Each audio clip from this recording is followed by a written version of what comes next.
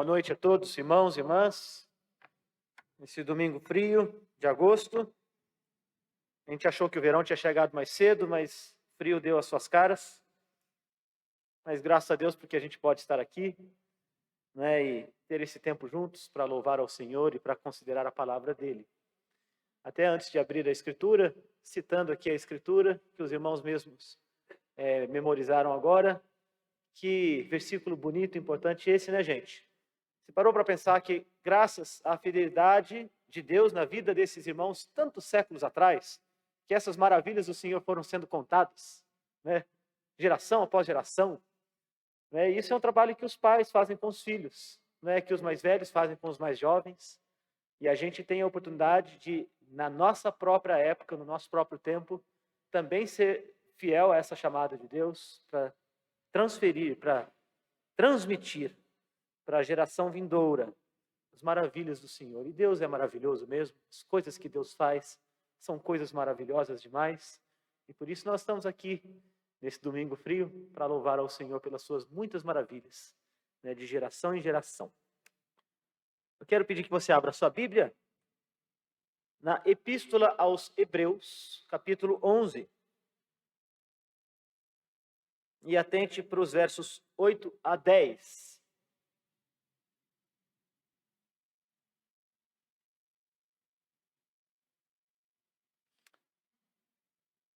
Que dizem assim: pela fé,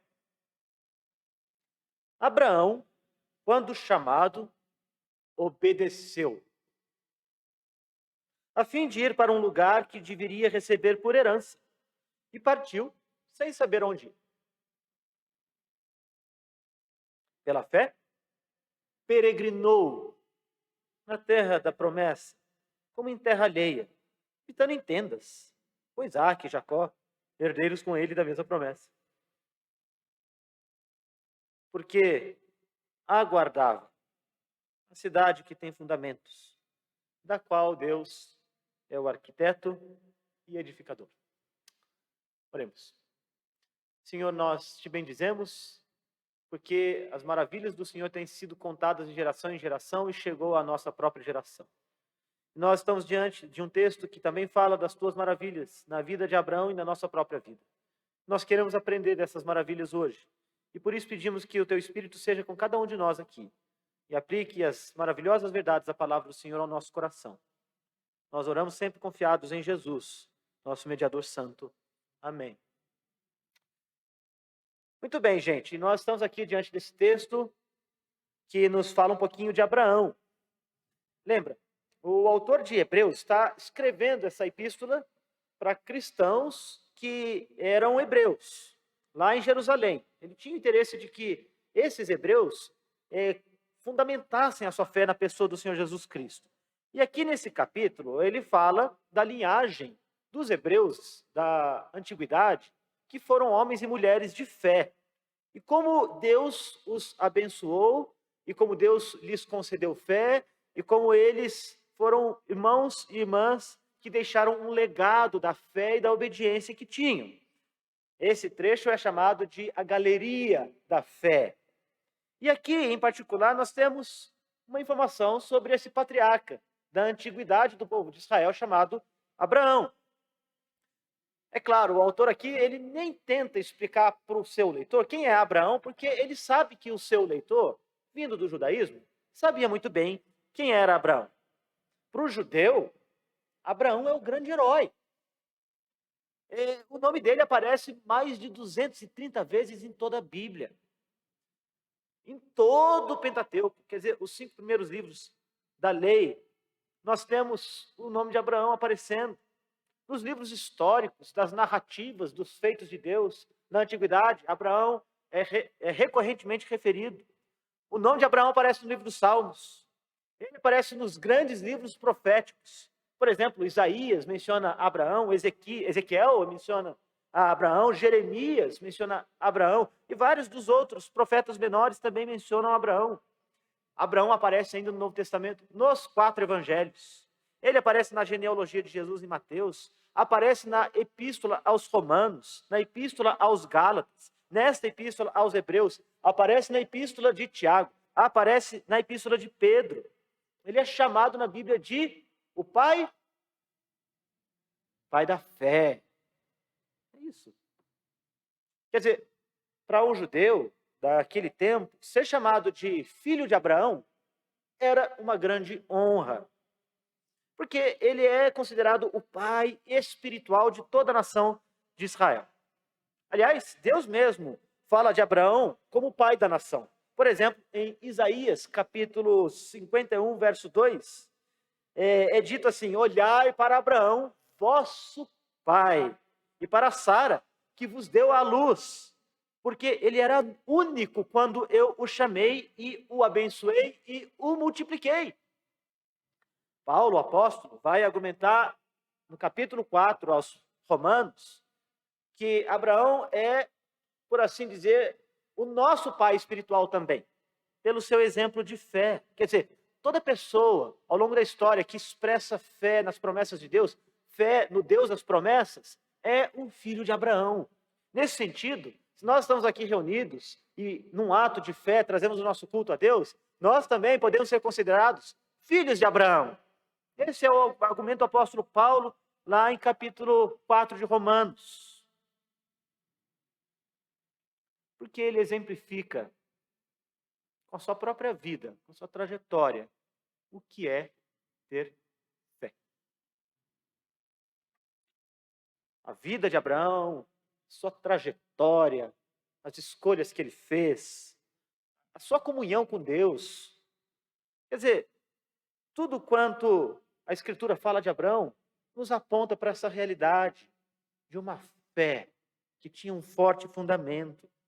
E aqui, quando o autor aos Hebreus vai destacar nesta galeria de pessoas de fé a história de Abraão, ele chama a atenção para 3 ações de fé de grande valor, que de alguma maneira resumem, ajudam a gente a entender quem é este homem, Abraão, e que também nos ensina a nossa própria história na nossa fé com o Senhor. Eu quero chamar a sua atenção para esses 3 destaques. Presta atenção, verso 8. Abraão foi chamado e obedeceu. Verso 9. Ele foi chamado e peregrinou. Verso 10. Ele foi chamado e aguardou. Ele obedeceu, peregrinou e aguardou. Então, atente para esses 3 verbos, porque eles são bem importantes para a nossa meditação de hoje. Lembra? A gente leu aqui agora Gênesis capítulo 12 na abertura do nosso culto. E nesse texto a gente aprende que Abraão não era alguém nascido ali naquela terra de Canaã, na terra que mais tarde seria a terra da Judéia. Ele nasceu em uma terra muito distante, embora ainda pertencesse à linhagem do povo de Deus, ele era um homem pagão, que nasceu onde hoje, por exemplo, geograficamente se situa a terra do Iraque.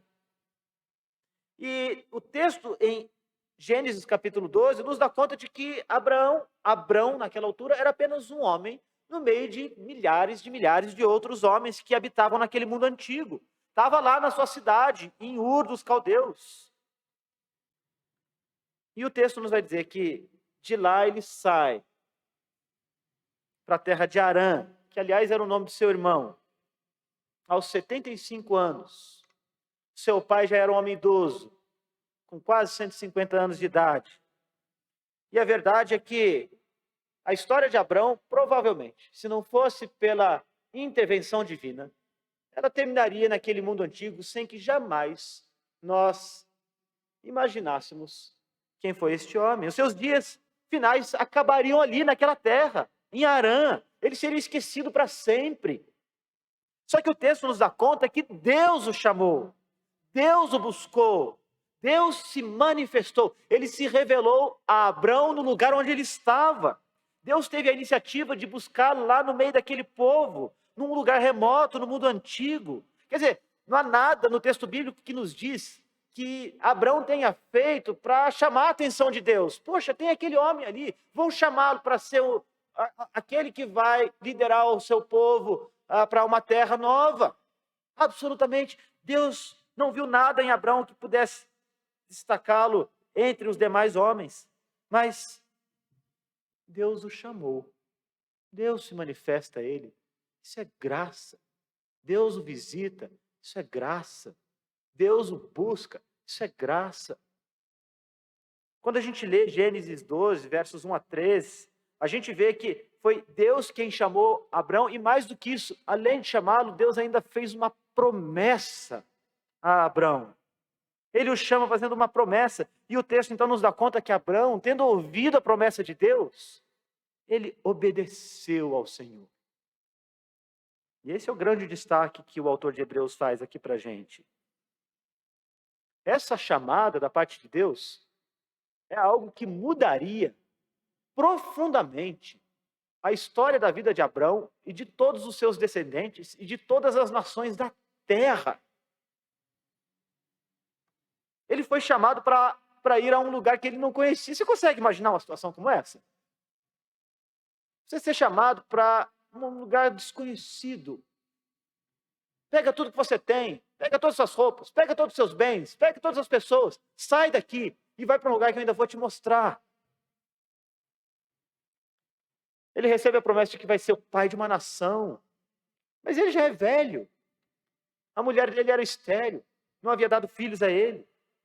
Quer dizer, o que a gente está lendo aqui é de uma história impossível, de algo impossível. Seguramente não fazia parte dos planos daquele homem de 75 anos, que naquela altura da vida ele sairia para uma outra terra desconhecida e que ainda seria pai. Quer dizer, não era alguma coisa que ele pudesse ambicionar, não era algo que ele podia sonhar, não era alguma coisa que ele podia imaginar que aconteceria com ele. Não. Mas ele ouve essa voz que se manifesta diante dele. Deus, numa epifania, em uma manifestação miraculosa, se manifesta de maneira tal que mobiliza o seu coração, de modo que ele se move, ele sai do lugar onde está e ele vai. E aqui, gente, eu queria chamar a atenção de vocês, da gente, não é? Para algo assim que a gente pode aprender dessa chamada de Abraão. Ouvir essa voz de Deus, ouvir a chamada de Deus, obedecer aquilo que Deus chama a gente a fazer, é um ato de fé. Obediência e fé estão juntos, gente. É o primeiro passo, aliás, da nossa vida com Deus. É quando a gente, com fé no Senhor, obedece. Porque Deus chama a gente à obediência. E obediência e fé andam juntos. Entenda isso. Fé e obediência andam juntos. E é possível que em alguns momentos da vida a gente se veja assim meio confuso, não é? Lutando e perdendo, e se sentindo distante, e longe, vacilante. E talvez isso esteja acontecendo porque a gente ainda está lutando com a chamada obediência a Deus. Mas a gente é chamado a obedecer como um ato de fé. E Deus busca a gente lá onde a gente está. Às vezes no buraco onde a gente está, às vezes na luta onde a gente está, às vezes na dificuldade em que a gente enfrenta. Ele busca. Como ele fez com Abraão. Buscando Abraão, fazendo promessas de coisas que ele jamais podia sonhar ou ambicionar. Prometendo até coisas impossíveis. E Deus permanece fazendo isso nos dias de hoje, chamando homens e mulheres à fé e à obediência, como ele fez com Abraão. Então, o primeiro passo na nossa caminhada com Deus, que revela uma fé que foi concedida por Ele mesmo, é de obediência. A vida cristã é uma vida de obediência. Uma vida que chama a gente a renegar, a declinar, a abandonar coisas nossas que estão lá dentro, que às vezes são confortáveis para a gente. Que às vezes a gente sente até segurança nelas, para obedecer ao Senhor. A chamada obediência é uma chamada de transformação mesmo. Transformação do nosso caráter diante de Deus, de conformação do nosso caráter a quem Deus é. E sabe, gente, obedecer não é fácil, não. É difícil. Especialmente quando a obediência chama a gente a lutar contra essa nossa natureza caída. A gente gosta de conforto. Tá? A gente gosta de se sentir bem. A gente gosta de se sentir acolhido em certos meios. A gente gosta da validação das pessoas. E, muitas vezes, essas coisas são precisamente aquelas que nos afastam de Deus. E da vontade manifesta dele nas Escrituras. Quando a obediência exige renúncia, quando a obediência exige aquela luta do coração contra as nossas contradições, quando a obediência exige que a gente até mesmo deixe certas amizades, quando a obediência exige que a gente lute contra certos desejos da alma, então há uma certa resistência natural, porque a gente se apega a essas coisas. Mas a história de Abraão está aqui para ensinar para a gente que quando a gente obedece ao Senhor, a gente expressa um tipo de fé, de confiança em Deus, que mobiliza a gente, que tira a gente daquele lugar, da perdição, onde ele estava, e leva para um lugar novo. É uma peregrinação mesmo, é uma grande aventura. Às vezes pode até parecer que não vale a pena. Mas a gente vai ver na história de Abraão que Deus, ele se manifesta tão bondosamente ao longo de toda a jornada de Abraão. Então eu quero dizer para você que se você luta com a obediência, peça fé a Deus. Porque a obediência é um ato de fé.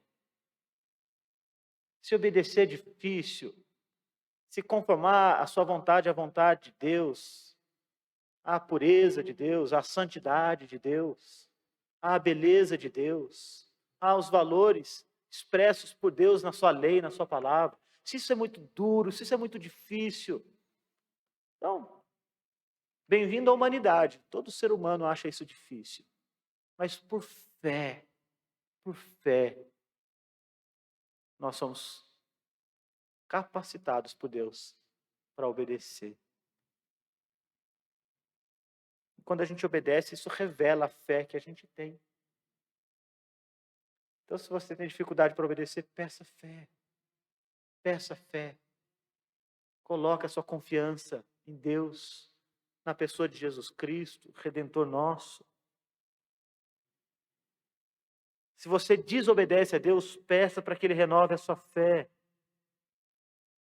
Você já imaginou se Abraão raciocinasse consigo mesmo? Falei assim, gente, eu não sei não, tá bom aqui, né?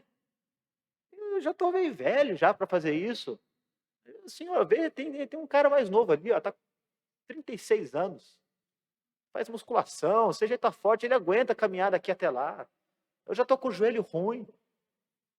Pensou se ele dissesse alguma coisa assim? Não é? Como que eu vou para esse lugar? Eu nem sei onde fica. Como que o Senhor me chama para sair do lugar onde eu sei onde fica, para ir para o lugar onde eu não sei onde fica? Não está ruim aqui, eu vou ficar. Já pensou? A gente nem conheceria essa história, né? De certa maneira, quando a gente lê aquela história tão bonita do peregrino, né? Você lembra a história do peregrino, John Bunyan? Ela parece ilustrar um pouco a jornada de Abraão, né? Sai da cidade da perdição rumo à cidade celestial. Sai da cidade dos homens para a cidade de Deus. E entre uma ponta e outra, sabe o que tem? Tem uma peregrinação. Entre a obediência que mobiliza a gente a deixar tudo que a gente é para ir à cidade de Deus, nós peregrinamos. E esse é o segundo destaque que eu quero trazer aqui para a nossa meditação. A gente vê que Abraão, ele peregrinou, ele caminhou, ele seguiu uma jornada. Quer dizer, depois da chamada de Deus, da resposta maravilhosa de fé e de obediência que ele expressou, Aí a vida dele foi uma maravilha, não foi mesmo? Você que lembra bem a história de Abraão, foi tudo 100%, né? Ele teve muitos filhos e filhas, né? Ele viu a sua descendência florescer, se tornou um homem conhecido, respeitado em toda a terra antiga. Foi isso que aconteceu? Na verdade, o texto diz que foi bem diferente. Se você seguir lendo Gênesis capítulo 12 até o capítulo 16, você vai ver que depois de ter obedecido ao Senhor, ele se arrebentou todo. No capítulo 12 mesmo. Deus aparece para ele, chama para ele sair da terra de Arã. Vai para a terra que eu te prometo. E aí, ele foi para um lugar que foi tomado por fome. Fome. Não tinha comida no lugar onde ele foi. O texto vai dizer que ele vai buscar comida lá no Egito. É difícil a gente pensar em fome hoje, né? Aqueles mais antigos aqui talvez se lembrem daquelas campanhas publicitárias que eram feitas para alimentar as crianças malnutridas do norte da África. E aquelas imagens, né, que apareciam nas campanhas da Legião, da Boa Vontade e tudo mais, mostravam aquelas imagens terríveis, né, de crianças desnutridas. E até hoje a fome é uma coisa avassaladora no mundo todo. E aqui a gente tem informação de que houve tempos na história da redenção em que o povo de Deus enfrentou lutas com a fome. E Abraão aqui está numa terra em que havia fome. Agora, ele tinha família, ele tinha animais, ele tinha empregados, ele tinha gente para cuidar, para alimentar. Deus promete uma linda herança para ele, só que no momento o que ele está vendo é fome. Né? Então, você veja, né? Ele está numa sinuca de bico, como se diz. Né? Ele vai lá para o Egito. E lá ele se envolve numa encrenca danada, ele mente para Faraó, atrai a ira e o desprazer de Deus. Aí você prossegue lendo um pouco mais sobre a história dele e pensa, talvez agora as coisas melhoraram. Aí chega no capítulo 13, ele sai do Egito, vai para o Neguebe, e aí ele se vê em conflito com o sobrinho dele, com Ló. Ele acaba perdendo aquele que foi seu companheiro, que veio com ele toda a jornada até aquele local. Quer dizer, alguém que ele amava profundamente. E a gente sabe o quanto ele amava Ló, porque ele não só intercedeu por Ló quando ele estava em Sodoma, como também ele guerreou por Ló quando Ló foi sequestrado por reis rivais. Aliás, no capítulo 14 a gente conhece essa história. Ele vai de um lugar onde tem fome, perde o seu sobrinho, agora está envolvido numa guerra. Envolvido numa guerra. Quer dizer, ele deve ter ido com muita confiança em Deus, mas de repente perde tudo. Porque esses reis que saquearam a sua terra levaram também seus bens, seus soldados, podia ter perdido a sua vida. Chega o capítulo 15 de Gênesis, Abraão agora está com quase 100 anos de idade, gente. Não tem filhos. Deus tinha prometido para ele uma descendência. Não teve filhos. E aí ele começa a perguntar para Deus, mas Senhor, será que a minha descendência virá por meio do meu moço Eliezer, aquele que trabalha comigo? Né? Quer dizer, ele viu o problema. Eu sou velho, minha esposa já é idosa também, né? A promessa não está cumprindo, vou dar uma ajuda para Deus e de repente sugerir para ele um caminho alternativo. E a gente ainda tem o capítulo 16, um caso muito infame, em que Sara, ansiosa para que as promessas sejam cumpridas, oferece a sua própria serva para que Abraão coabitasse com ela. Quer dizer, buscando uma solução que fosse mais prática. Isso tudo revela para a gente que essa vida de obediência, ela não é moleza, gente. Ele inicia a sua peregrinação rumo à terra prometida, e sabe o que acontece? A vida. A vida acontece. Com todos os seus dilemas, com todas as suas dificuldades, com todos os seus problemas, com todas as situações complicadas, com todas as coisas que ele não esperava, que viriam sobre ele e vieram. Não é? Ele tinha lindas promessas quando ele saiu rumo à terra prometida, mas as coisas aconteceram de uma maneira muito diferente. Completamente diferente daquilo que ele imaginava. E isso lembra a gente de que nem sempre a nossa própria caminhada é vitoriosa, né? A gente chega onde a gente chega, gente, pela graça de Deus. Você está onde você está hoje, pela graça de Deus. É Deus quem sustenta a gente, mas nesse caminho, nessa peregrinação, nessa jornada nossa, a gente às vezes passa perrengue. A gente vai enfrentar enfermidades, a gente vai enfrentar contrariedades, a gente vai enfrentar problemas, dificuldades com pessoas, dificuldade nos contextos em que a gente habita. Elas vão aparecer, os problemas são reais. Uma vida às vezes é dura. Nós somos fracos, frágeis. A nossa fé, ela é testada constantemente. O tempo todo. Mas a gente tem essa segurança que só a fé produz no coração, de que mesmo quando a gente está lá embaixo, lá no buraco mais fundo, lá na luta mais dura, lá na noite mais escura, lá naquela curva acentuada da peregrinação nossa que parece estar fazendo a gente andar para trás em vez de andar para frente, que mesmo lá Deus está com a gente. É Deus quem está guiando a gente, é Deus quem trouxe a gente até aquele ponto, e é Deus quem vai levar a gente até o ponto seguinte. A gente vai passar por lutas, a gente vai enfrentar inclusive o problema do pecado, do coração, como Abraão teve de enfrentar. Mas sabe o que aconteceu em todos esses momentos, gente? De todas essas lutas que ele enfrentou na peregrinação dele? Lá em Gênesis, capítulo 12, verso 7. A gente vê que depois de fazer promessas a Abraão, sabe o que Deus faz? Promessas. Ele repete as promessas que ele já havia feito. E se você vai e segue em Gênesis 13, versos 14 a 17, Deus confirma as promessas que havia feito mais uma vez.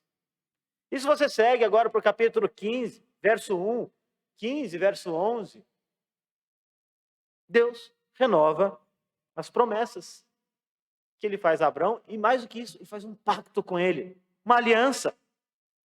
Em Gênesis capítulo 17, versos 1 a 8, Deus se manifesta a Abraão agora com os 99 anos, confirma as promessas. Em Gênesis capítulo 18, verso 1, também verso 10, 2 anjos aparecem a Abraão e Sara, confirmam a promessa. Gênesis capítulo 22, Deus aparece a Abraão, confirma a promessa, mesmo na prova que ele faz com seu filho Isaque. E o que a gente tem nisso, então, é que nessa peregrinação em que Abraão, assim como todos nós, enfrenta lutas, dúvidas, dificuldades, seus próprios erros, algumas derrotas, abatimento, mas, ao mesmo tempo, ele terá vitórias, ele terá crescimento, ele vai amadurecer, ele vai aprender coisas novas, ele terá muitas e muitas vezes o seu ânimo renovado, a sua alegria renovada. E ele recebe essas dádivas divinas da mão do próprio Deus. Quer dizer, o pai da fé precisava que o autor da fé confirmasse a sua fé vez após vez, por meio de promessas, se manifestando bondosamente, corrigindo as suas distorções, endireitando o seu caminho, ensinando o caminho da paciência, da humildade e da confiança. Porque Deus faz isto.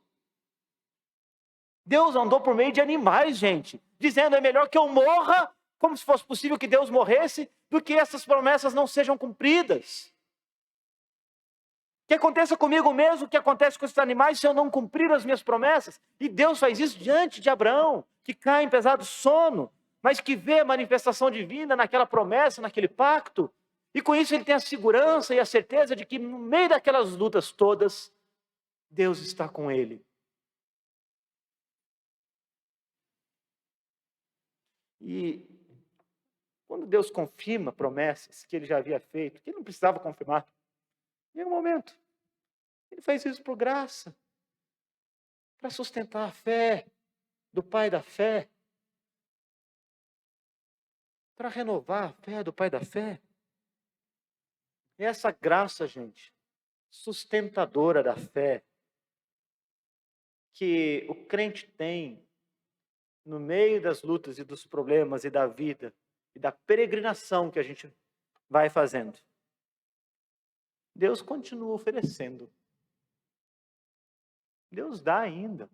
O seu povo, o autor da fé, quando as promessas dele são trazidas, domingo após domingo, pela Escritura aberta, ensinada, proclamada, pregada. Quando nós, no seio do nosso lar, do nosso recôndito mais secreto, dos nossos lugares mais íntimos, nós podemos invocar o nome de Deus e dizer: graças te dou, Senhor, pelo pão de cada dia. Graças te dou, Senhor, porque é o Senhor que me dá a vida, a respiração e tudo mais. Graças te dou, Senhor, por esse momento especial em que eu posso desfrutar da presença dos meus filhos, da minha esposa, da minha família querida, dos meus amigos que aqui estão. E a cada ação de graças, e a cada manifestação da bondade de Deus nas coisas pequenas e ordinárias da vida, e a cada momento em que a gente se reúne como povo de Deus para cultuar ao Senhor, e a cada vez que a palavra de Deus é lida, a cada momento que a gente até mesmo memoriza um texto bíblico que é trazido para a gente semana após semana, a cada cântico que a gente entoa, a cada oração que a gente faz, a cada murmúrio que a gente leva diante de Deus, a cada lamentação que a gente coloca aos pés do Senhor no seu trono santo, Ele sustenta a fé do seu povo. Ele cuida. Ele faz a gente lembrar, como Ele fez Abraão lembrar. Vez após vez, e ano após ano, perrengue após perrengue, as promessas estavam todas lá. E Deus estava ali dizendo: eu assino embaixo. Eu assino embaixo de cada promessa que fiz.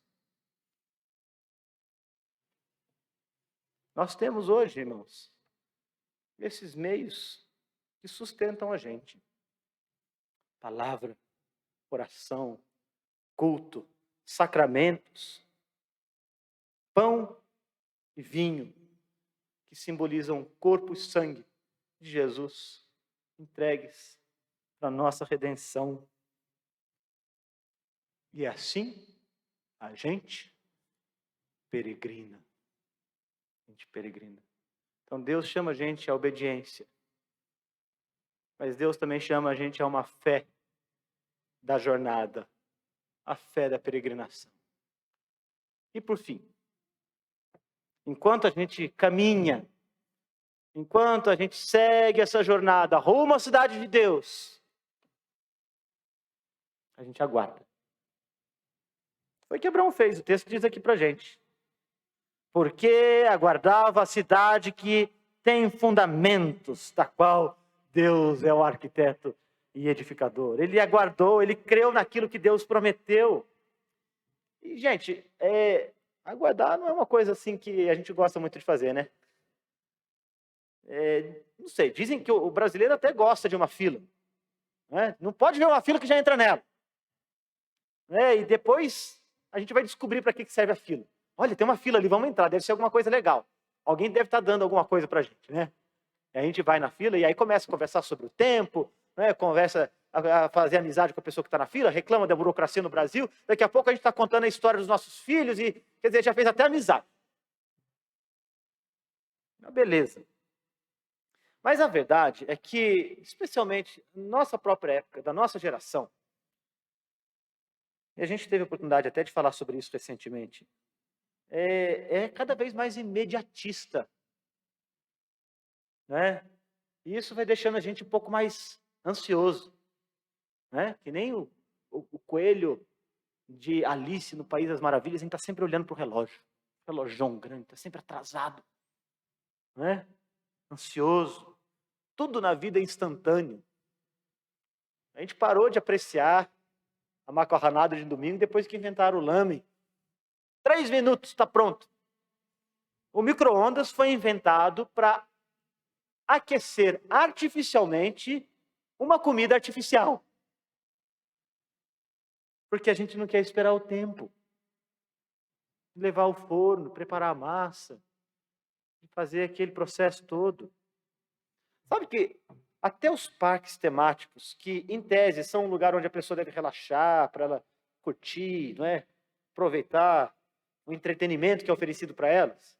Né? As pessoas elas vão para uma fila, e a própria fila hoje tem um conceito de que ela deve ser divertida. Quer dizer, a fila já oferece uma série de atrações para que a pessoa não fique ali irritada, impaciente, enquanto ela aguarda para se divertir. Porque a experiência precisa ser sempre prazerosa, e o prazer precisa ser sempre imediato, rápido. Hoje a nossa comunicação é rápida. Tempo de resposta que a gente espera, rápido. Tudo precisa ser feito assim, de uma vez só. E a gente sabe que a gente perde com isso, gente. A gente perde um senso de espera. Porque a gente quer antecipar. A gente quer antecipar tudo, aqui e agora. Isso é uma coisa meio diabólica, sabia? Por exemplo, isso acontece especialmente no tempo da juventude, em que jovens querem antecipar o contato sexual antes do casamento. Muitos jovens não conseguem parar no seu posto de trabalho, porque querem sempre uma coisa diferente. E a gente vai perdendo a capacidade de perseverar nas coisas, aguardando, esperando, com paciência. Aliás, a paciência se tornou uma arte rara. E a gente, quando precisa aguardar, então, fica agitado, ansioso, inquieto, por vezes irritado, inseguro. Quando a gente tem que esperar muito tempo, a gente fica até meio chato. Chato. Sabe por quê? Porque espera tira o controle da gente. Quando a gente está esperando alguma coisa, a gente não controla aquilo que a gente espera. Controla. Quando a gente tem que aguardar alguma coisa, a gente tem que entregar. Entregar o controle das coisas. Entregar o destino nosso nas mãos de Deus. E às vezes a gente tem uma dificuldade para fazer isso. Né? Se por um lado a gente tem em Abraão a renovação das promessas de Deus, que serviram para animar o coração de Abraão no meio das lutas, aguardar o cumprimento dessas promessas era uma evidência dessa confiança que ele tem em Deus. Aguardar é confiar, gente. Aguardar é confiar. Por isso aguardar é um ato de fé. Enquanto a gente está aqui, desse lado da eternidade, do lado de fora do Éden, a gente espera. Enquanto Cristo não volta, a gente espera. Enquanto a gente não tem a fruição completa, plena, total, final, dessas lindas promessas que Deus faz para o seu povo, a gente espera. E enquanto a gente espera, a gente alimenta a esperança. A vida cristã deve ser uma vida de esperança. Aguardar é exercitar a fé. Aguardar é colocar a nossa confiança naquelas promessas de Deus que estão lá na frente. E isso vai fazer a gente ser perseverante na peregrinação e olhar para a tribulação como uma coisa leve e momentânea, para usar a linguagem do apóstolo Paulo. E uma coisa é certa, gente, graças a Deus, que esse caminho que nos leva a obedecer, a peregrinar e a aguardar, não é algo que dependa completamente da gente. Porque senão a gente não tinha nem saído lá da terra de Arã. Tinha ficado lá. É Deus quem visita a gente em primeiro lugar e que mobiliza o coração da gente. É Deus quem sustenta a gente na peregrinação. E é Deus quem faz as promessas. Nós podemos confiar nelas. E Ele vai guardar o seu povo. E a gente pode ter essa confiança. Então Abraão nos chama, gente. Nos chama, todos nós, perdão. Pelo exemplo dele mesmo. Um homem que foi removido lá daquela terra onde estava. Na sua velhice. Fazendo o impossível. Crer no Senhor. Essa crença vai habilitá-lo à obediência, à peregrinação perseverante e a aguardar com esperança, com fé. Eu quero encorajar todos nós aqui, irmãos, a que sejamos, assim, semelhantes a Abraão. Aprendamos com o exemplo de fé dele, não é? Entender que a fé exige de nós a obediência, mas que nos leva para uma terra linda, com lindas promessas. E até que a gente chegue lá, a gente vai peregrinar. Vai ter momentos difíceis na peregrinação, mas Deus, Ele renova a fé da gente vez após vez, com muitos meios de graça, os quais nós podemos lançar mão. Que Ele nos ajude nessa peregrinação e nos abençoe, dando fé robusta para que a gente obedeça, peregrine e aguarde. Vamos orar. Senhor, nós te bendizemos pela tua palavra tão rica, nos ensina coisas tão preciosas. E a gente aprende com a história de Abraão. Na verdade, a gente aprende com aquilo que o Senhor fez em Abraão, chamando, fortalecendo-o na fé, concedendo-lhe fé em primeiro lugar.